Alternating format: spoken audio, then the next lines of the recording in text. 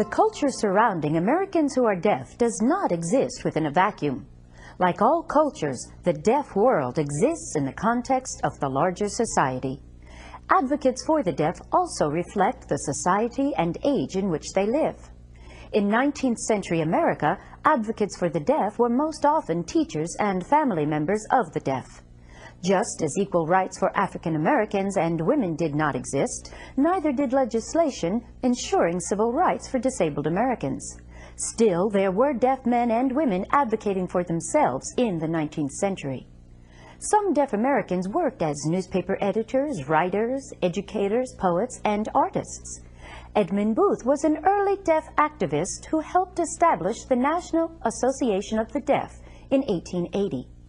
John Carlin, deaf from infancy, received the first honorary degree from Gallaudet College for his services to the deaf community. He helped found the first church for deaf parishioners in the United States and found the Manhattan Literary Association of the Deaf in 1864. For most of the current century, family members, sign language interpreters, educators, and volunteers acted as advocates for the deaf. During the 1950s and 1960s, the struggle to end racial discrimination brought civil rights issues to the forefront. The civil rights protest movements of the 50s and 60s riveted the nation's attention on inequalities in our society.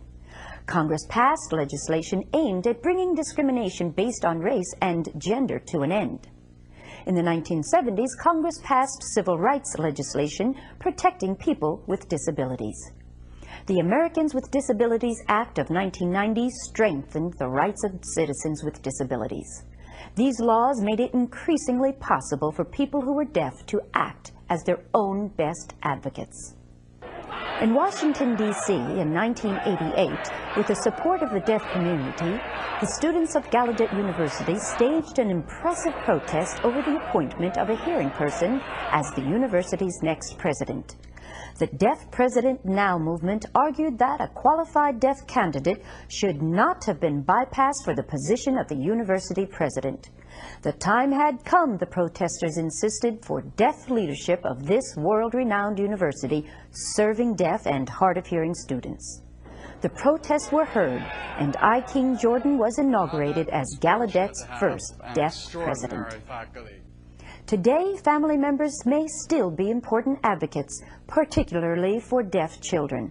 But deaf men and women are empowered as never before to act and advocate for themselves. However, interpreters often still play an important role in this process. Interpreters remove communication barriers so that the deaf person can speak out in sign language and be heard. And that's our cultural moment.